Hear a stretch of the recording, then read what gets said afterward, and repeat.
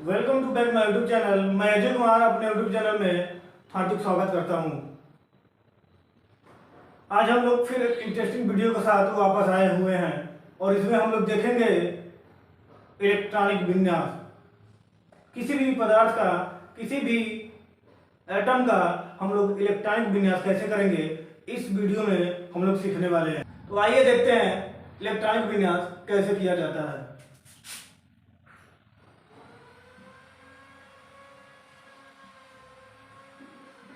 Electronic विन्यास। Electronic विन्यास देखिए, हम बातें करते हैं इलेक्ट्रॉनिक विन्यास के। तो इलेक्ट्रॉनिक विन्यास मतलब होता है परमाणुओं में इलेक्ट्रॉनों को कक्ष द्वारा डिवाइड करना। कक्ष मतलब अष्टक, ऑर्बिटल। ऑर्बिटल द्वारा इलेक्ट्रॉन को हम लोग कैसे कैसे डिवाइड करेंगे। इलेक्ट्रॉन परमाणु के फर्स्ट ऑर्बिटल में कितने इलेक्ट्रॉन होंगे, सेकंड में कितने होंगे, थर्ड में कितने होंगे, ऐसे ऐसे आल्सो मतलब कि ऑर्डर करके, मतलब क्रम टू क्रम कितने कितने इलेक्ट्रॉन किसी भी एटम में होंगे। तो इलेक्ट्रॉनिक विन्यास में यही होता है ऑर्बिटल द्वारा, मतलब कक्षक द्वारा इलेक्ट्रॉनों को डिवाइड करना।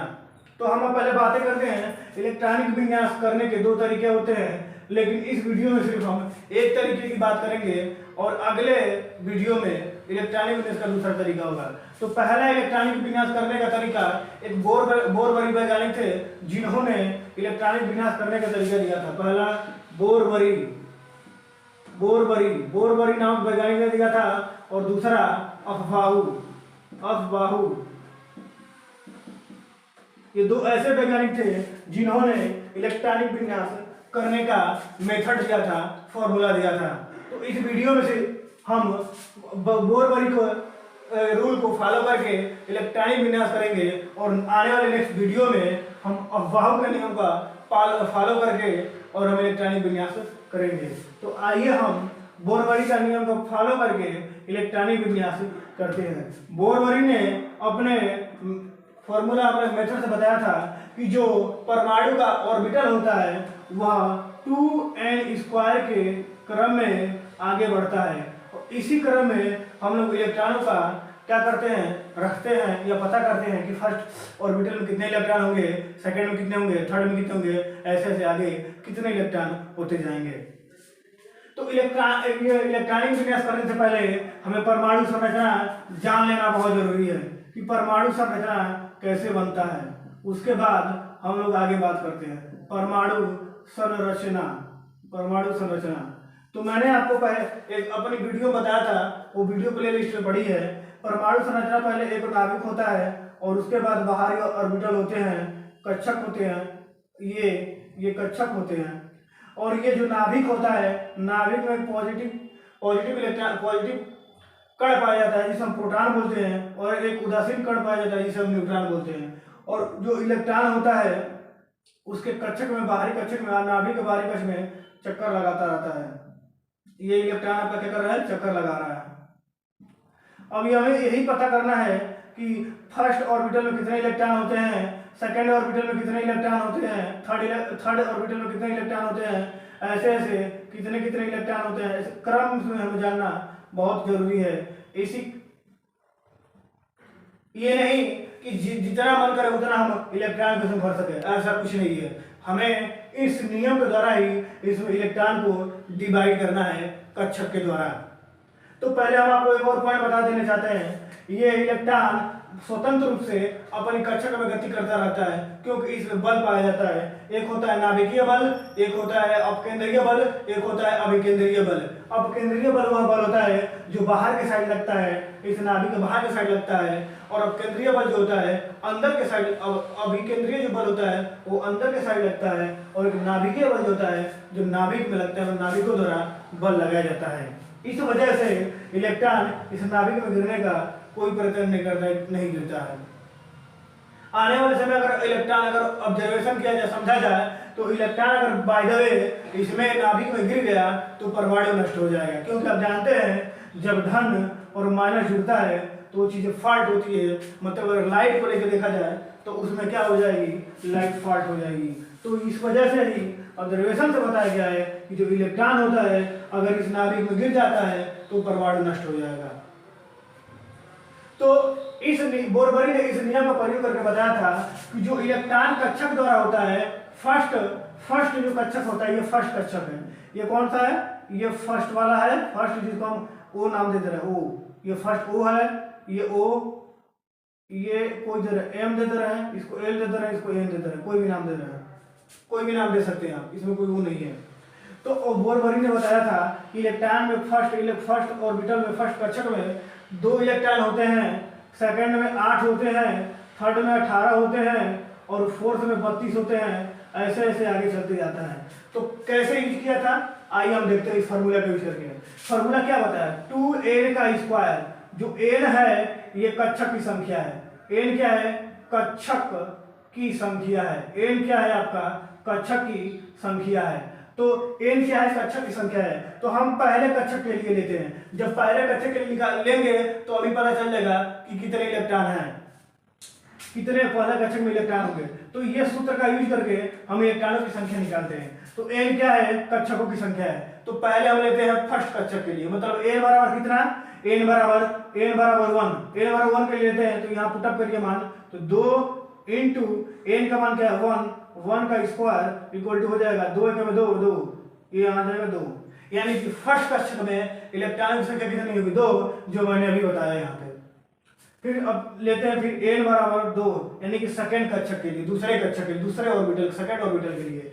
तो हो जाएगा 2 इंटू 2 का स्क्वायर, 2 का स्क्वायर होता है 4 और 4 में 2 का गुणा करेंगे तो 8। आप देख सकते हैं यहाँ 8 दिख रहा है। लेते हैं वैसे ही n इक्वल टू 3 कक्षक के लिए, तो 3 कक्षक के लिए क्या हो जाएगा? 2 इंटू 3 का स्क्वायर, तो 3 का स्क्वायर 9 और 9 दूना 18, 9 दूना क्या होता है? 18। आप देख सकते हैं आप क्या है? 18 है। तो आप इस पर वार्ड सर करते हैं।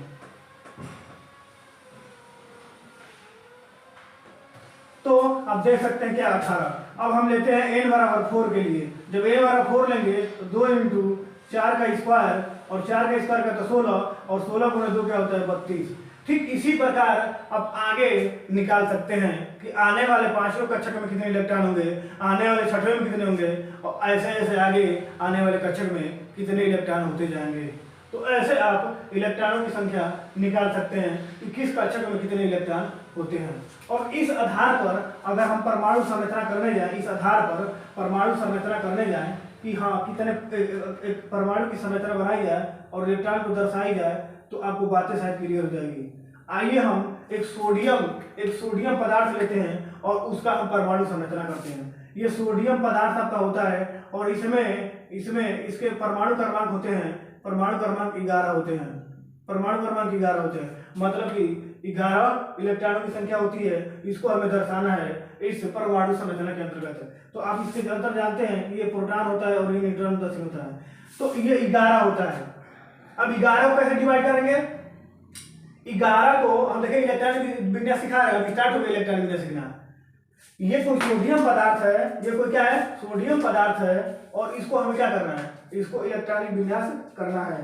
तो आइए हम लोग स्टार्ट करते हैं। ये कोई सोडियम पदार्थ है और इसका इलेक्ट्रॉनिक विन्यास हमें करना है, जिसका परमाणु क्रमांक 11 है। मतलब इलेक्ट्रॉनों की संख्या उसको एक तरह से कह सकते हैं, इलेक्ट्रॉनों की संख्या कितनी? 11 है, और इसे हमें बांटना है। इसे क्या हमें करना है? बांटना है। तो इसे पर कुछ भी लिख सकते हैं, एन या कुछ, इसको एन लिख सकते हैं, कुछ भी लिख सकते हैं, कुछ भी लिख सकते हैं। मतलब इस तरह में क्या होता है? ऑर्बिटल कक्षक इलेक्ट्रॉन बढ़ते रहते हैं। तो इसके सोडियम परमाणु कितने इलेक्ट्रॉन है? 11 इलेक्ट्रॉन है। अब इसको डिवाइड कैसे किया जाएगा? मैंने अभी बताया कि फर्स्ट ऑर्बिटल होगा वो अधिक से अधिक 2 इलेक्ट्रॉन लेगा या तो 2 से कम लेगा। कोई भी अगर किसी भी परमाणु का फर्स्ट कक्षक होगा, फर्स्ट ऑर्बिटल होगा, वो तो या तो इलेक्ट्रॉन 2 लेगा या तो 2 से कम लेगा। तो आप देख सकते हैं ये संख्या 11 है, तो 11 में 2 आता है, मतलब 11 में से हम 2 ले लेंगे, तो यहाँ 2 इलेक्ट्रॉन को फर्स्ट ऑर्बिटल में ऐसे दिखा देंगे। फिर जब इसमें 11 संख्या दी और इसमें से मैंने 2 को निकाल दिया, तो कितना बचा? 9 बचा, 9 इलेक्ट्रॉन बचा। अब 9 इलेक्ट्रॉन को हम दूसरे ऑर्बिटल में बैठाएंगे। अब दूसरे ऑर्बिटल में देख सकते हैं कि इसके परमाणु, इसमें कितने हम इलेक्ट्रॉन दे सकते हैं? 8 दे सकते हैं, या तो 8 से कम दे सकते हैं। तो आप दूसरे इलेक्ट्रॉन दूसरे कक्षक में देखिए इसमें से मैंने 2 इलेक्ट्रॉन को क्या कर दिया, फर्स्ट ऑर्बिटल में छोड़ दिया, तो बचे कितने 9 इलेक्ट्रॉन, और 9 इलेक्ट्रॉन हम सेकेंड ऑर्बिटल में जितना हमें चाहिए उस 9 में से रखेंगे। तो सेकेंड ऑर्बिटल में आप देख रहे हैं या तो 8 इलेक्ट्रॉन चाहिए या तो 8 से कम चाहिए। तो हम जानते हैं कि 9 8 से बड़ा है, मतलब हमें 8 इलेक्ट्रॉन मिल सकता है।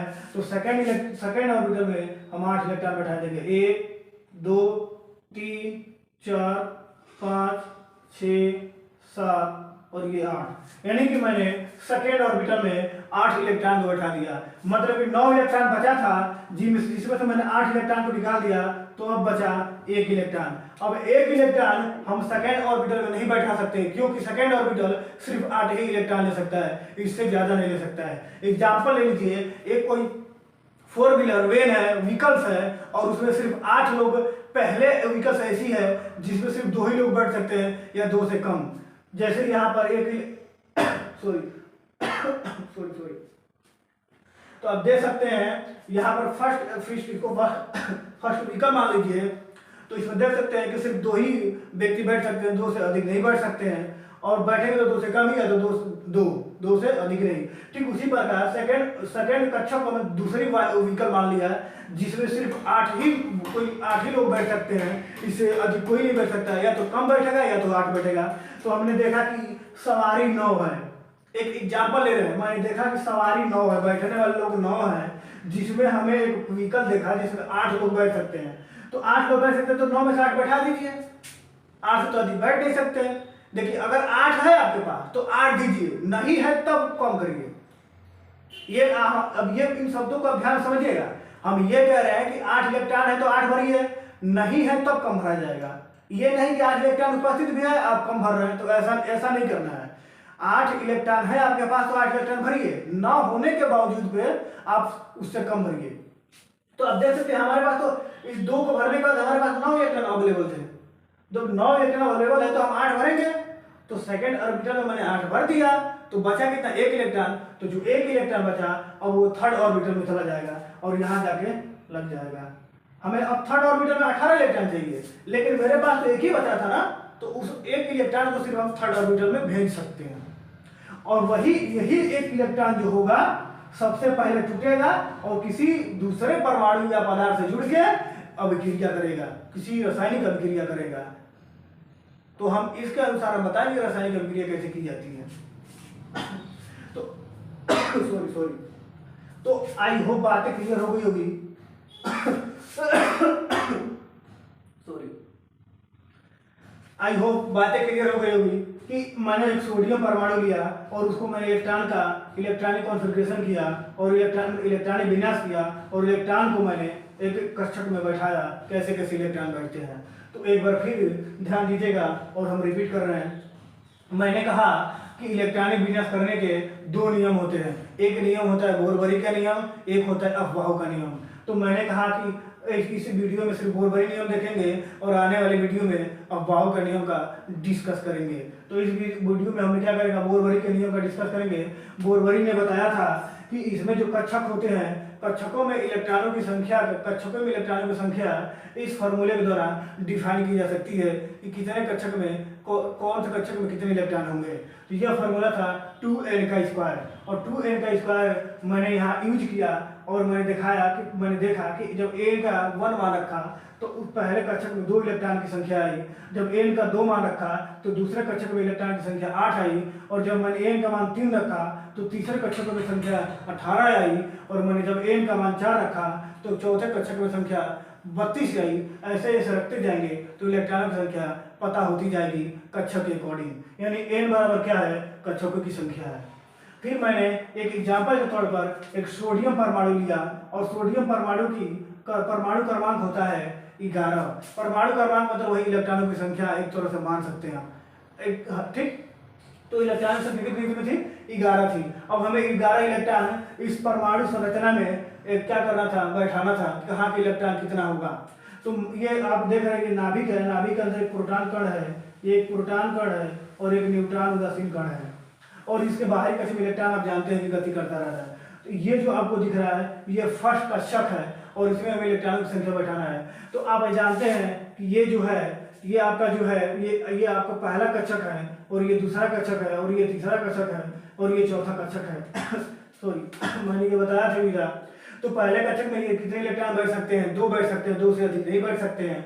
और यहाँ पर सोडियम की संख्या कितनी?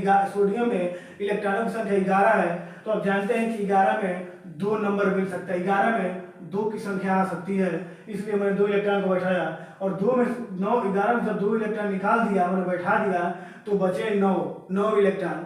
अब हम जानते हैं कि सेकेंड ऑर्बिटल में 8 इलेक्ट्रॉन को बैठा सकते हैं, या तो 8 से कम या तो 8 से ज़्यादा, लेकिन हमारे पास अगर 8 अवेलेबल है तो हम 8 पूरा बैठाएंगे। तो आप जानते हैं कि जब 2 बैठा दिया तो हमारे पास बचा था 9, यानी कि यानी हमारे पास 8 अवेलेबल है।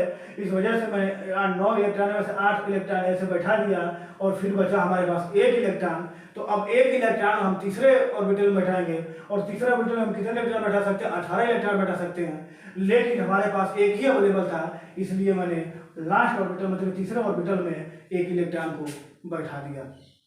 तो इसी तरह परमाणु संरचना में इलेक्ट्रॉन को हम क्या करते हैं? बैठाते हैं। ये नहीं कि कोई भी ऑर्बिटल हो और कितना हो मन करे, जितना भी मन करे इलेक्ट्रॉन को आप बैठा सकते हैं, ऐसा कुछ नहीं है। तो आई होप बातें क्लियर हो गई होगी, लेकिन फिर भी हम एक और एग्जाम्पल लेके आपको बातें क्लियर कर देते हैं। और ये आपने नोट किया होगा तो बहुत अच्छी बात है, और एक और एग्जाम्पल लेते हैं और क्लियर करते हैं। आइए हम लेते हैं Cl, क्लोरीन को लेते हैं। क्लोरीन का परमाणु क्रमांक होता है 17, और 17 को हम कैसे बांट सकते हैं? तो 17 को हमने बताया था 2 इलेक्ट्रॉन हम पहले ले सकते हैं, फिर हम 8 इलेक्ट्रॉन ले सकते हैं, तो कितना हो गया? 10 हो गया। अब 17 में से 10 निकल गया तो बचा क्या? 7, यानी कि लास्ट ऑर्बिटल में कितने इलेक्ट्रॉन ले सकते हैं? 7 इलेक्ट्रॉन ले सकते हैं। आइए हम परमाणु संरचना बनाते हैं। ये आपका हो गया नाभिक, ये हो गया पहला, दूसरा ऑर्बिटल, ये हो गया तीसरा ऑर्बिटल, और ये हो गया आपका चौथा ऑर्बिटल। इसमें आप जानते हैं कि एक प्रोटॉन कण होता है, एक न्यूट्रॉन कण होता है, और फर्स्ट ऑर्बिटल में आप देखेंगे इलेक्ट्रॉनों की संख्या। तो आप इसको अगर फर्स्ट ऑर्बिटल मानते हैं तो इलेक्ट्रॉनों की संख्या को बैठाइए। ये जो कितने इलेक्ट्रॉन है? 2 इलेक्ट्रॉन है, तो यहाँ पर हो जाएगा फर्स्ट इलेक्ट्रॉन, यहाँ पर हो जाएगा सेकंड इलेक्ट्रॉन। और जब 17 में से 2 इलेक्ट्रॉन निकल गए तो बचे कितने? 15 इलेक्ट्रॉन। हम जानते हैं कि सेकंड ऑर्बिटल में अभी मैंने लिखा था ऑर्बिटल की संख्या में इलेक्ट्रॉन कैसे बैठाएंगे? 2 बैठाएंगे पहले, फिर 8 बैठाएंगे, फिर 18 बैठाएंगे, फिर 32 बैठाएंगे। ये बैठाने का क्रम होगा, ऐसे ऐसे आगे चलता जाएगा। तो पहले मैंने 2 इलेक्ट्रॉन को बैठा दिया, तो अब कितने बैठाएंगे? 8 इलेक्ट्रॉन बैठाएंगे, और 17 में से 2 निकल जाएगा तो बचा 15 इलेक्ट्रॉन। और हम जानते हैं कि 15 में 8 पा सकते हैं, इसलिए हम टोटल 8 इलेक्ट्रॉन बैठा देंगे। 1 2 3 4 5 6 7, और ये हो जाएगा आपका 8। यानी कि मैंने 8 इलेक्ट्रॉन बैठा दिया, यानी 15 में से हम -8 कर देंगे, यानी 8 बैठा दिया तो बचा कितना? 7 इलेक्ट्रॉन। अब ये 7वां जो 7 इलेक्ट्रॉन बचा है, अब ये तीसरे ऑर्बिटल में जाएगा, यानी कि यहाँ 1 2 3 4 5, और ये हो गया 6, और ये हो गया 7। यानी कि तीसरे ऑर्बिटल में के लिए हमें सिर्फ 7 ही इलेक्ट्रॉन बचा था, इसलिए मैंने 7 को ही जरूर किया। लेकिन हम जानते हैं कि हम तीसरे ऑर्बिटल में 18 इलेक्ट्रॉन को हम बैठा सकते हैं, लेकिन हमारे पास सिर्फ 7 ही इलेक्ट्रॉन अवेलेबल था, इस वजह से मैंने थर्ड ऑर्बिटल में सिर्फ 7 ही इलेक्ट्रॉन को डिनोट किया, बैठाया। तो आई होप बोरबरी का नियम क्लियर हो गया होगा। इस तरह ही आप किसी भी जैसे ऑक्सीजन का परमाणु क्रमांक कितना होता है आप जानते हैं? 6 होता है, आप उसके अकॉर्डिंग बैठा सकते हैं। अब ऐसे ही नाइट्रोजन का आप जान लीजिए, नाइट्रोजन का 10 होता है, उसके अकॉर्डिंग आप इलेक्ट्रॉन को बैठा सकते हैं। ऐसे ही आप पीरियोडिक टेबल से परमाणु को लेकर, यानी किसी भी परमाणु को लेकर, और उसे आप क्या कर सकते हैं? एटम को लेकर उसे आप इलेक्ट्रॉन का विन्यास कर सकते हैं। उसके जितने भी परमाणु क्रमांक होगा वही इलेक्ट्रॉन की संख्या है, और उसके अकॉर्डिंग आप इसे परमाणु संरचना बना के इलेक्ट्रॉन को बांट सकते हैं। तो आई होप जितनी भी मैंने बातें बताई आपको क्लियर हो गया होगा। तो आज के लिए दोस्तों बस इतना ही। वीडियो को लाइक करें, सब्सक्राइब करें, और ज़्यादा से ज़्यादा शेयर करें। तो अब मिलते हैं नेक्स्ट वीडियो में अफवाहों के नियम को लेकर। तब तक के लिए बाय।